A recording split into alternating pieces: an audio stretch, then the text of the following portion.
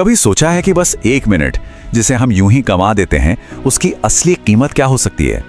चलिए आज एक ऐसी कहानी सुनते हैं जो हमें हमारी सबसे कीमती चीज यानी हमारे समय की असलियत बताएगी।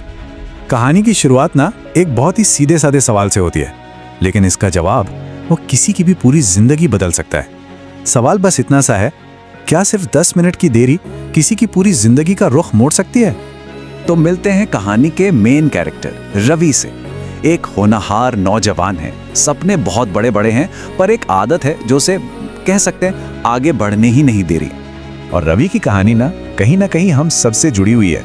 उसमें टैलेंट है, काबिलियत भी है, लेकिन वो एक बहुत ही कॉमन दुश्मन का शिकार है, और वो दुश्मन है आलस्य, मतलब आज नहीं कल कर लेंगे वाली आदत। और यहीं पे बात मजेदार हो जाती है।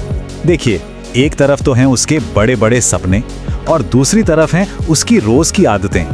ये जो एक कश्मकश है ना, ये हम सब ने कभी ना कभी तो महसूस की ही है।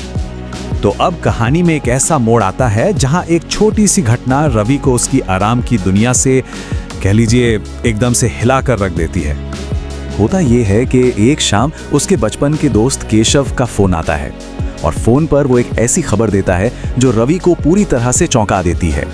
केशव को रेलवे में सरकारी नौकरी मिल गई है और उसकी स्टार्टिंग सैलरी 80,000 रुपए महीना। बस ये एक फोन कॉल ना रवि के लिए एक आईने जैसा था। वो सोचने पर मजबूर हो गया कि यार, जहां मेरा दोस्त कामयाबी की सीढ़ियां चढ़ रहा है, मैं वहीं का वहीं क्यों खड़ा हूं? अब जब कुछ समझ नहीं आता तो हताश और परेशान रवि एक बुद्धिमान बौद्ध भिक्षु के पास पहुंचता है। वो अपनी पूरी कहानी उन्हें सुनाता है, बस इसी उम्मीद में कि शायद यहां से कोई रास्ता मिल जाए। भिक्षु उसकी पूरी बात सुनते हैं और फिर रवि को बताते हैं कि उसका असली दुश्मन बाहर कहीं नहीं बल्कि उसके अंदर ही है। और अपनी बात को समझाने के लिए वो उसे एक बहुत पुरानी कहानी सुनाते हैं, एक ऐसी कहानी जो समय की असली कीमत बताती है। तो कहानी कुछ यूं है कि राजा विक्रम रामू नाम के एक गरीब आदमी को जिंदगी बदलने का एक सुनहरा मौका देते हैं। मौका यह है कि वो शाही खजाने से जितना चाहे सोना ले सकता है, लेकिन इस सुनहरे मौके के साथ एक शर्त भी है। और देखिए रामू ने क्या किया।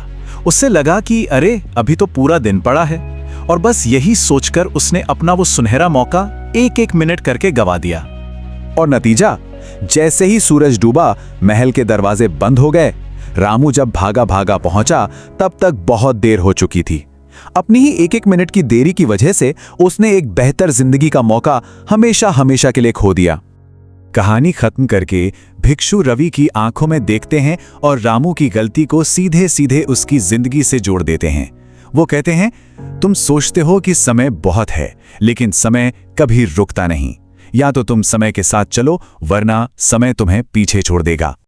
ये कहानी, ये शब्द रवि के दिल में तीर की तरह लगते हैं, और उसी पल उसकी सारी निराशा एक मजबूत इरादे में बदल जाती है। और फिर भिक्षु उसे वो आखिरी और सबसे जरूरी सलाह देते हैं जो आगे चलकर रवि की जिंदगी का, कह सकते हैं, मूल मंत्र बन जाती है। इस बार रवि सिर्फ सोचता नहीं है, बल्कि उस सीख को अपनी जिंदगी में उतारता है। वो फौरन अपने पूरे रूटीन को बदल देता है और अनुशासन यानी डिसिप्लिन को अपनी जिंदगी का सबसे अहम हिस्सा बना लेता है।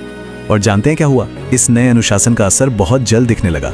रवि अपने कॉलेज के टॉप 3 स्टूडेंट्स में आ गया। ये इस बात का जीता जागता सबूत था कि उसका ये बदलाव कोई दिखावा नहीं था। कुछ समय बाद जब रवि अपने गुरु का शुक्रिया अदा करने के लिए उसी पेड़ के नीचे वापस जाता है, तो वहां भिक्षु नहीं मिलते। हाँ, पर वो रवि के लिए एक आखिरी बहुत पावरफुल मैसेज छोड़ गए थे। तो सवाल ये है कि रवि के इस पूरे सफर से, इस पूरी कहानी से आखिर हमें क्या सीखने को मिलता है? ऐसी कौन सी एक बात है जो हम सब अपनी जिंदगी में अपना सकते हैं? कई साल गुजर जाते हैं। रवि अब एक बहुत ही सफल बिजनेसमैन बन चुका है, और जब उससे उसकी कामयाबी का राज पूछा जाता है तो वो बताता है कि उसकी पूरी सक्सेस का सीक्रेट सिर्फ एक चीज में छिपा है, अभी की ताकत। वो आगे समझाता है कि समय ही वो एक चीज है जो सबको बराबर मिलती है, चाहे कोई अमीर हो या गरीब, कामयाब हो या नाकामयाब, हर किसी को दिन में वो ही 24 घंटे मिलते हैं। तो फिर फर्क कहाँ है? मतलब जीतने वाले और हारने वाले में अंतर क्या है? अंतर बस इस बात का है कि कौन अपने 24 घंटों का इस्तेमाल करता है और कौन उन्हें बस बर्बाद कर देता है। और आखिर में ये कहानी हम सब के लिए एक बहुत जरूरी सवाल छोड़ जाती है। जरा सोचिए, आज जिस काम को हम कल करेंगे कहकर टाल रहे हैं, क्या पता वही काम कल हमारी किस्मत का बंद दरवाजा बन जाए।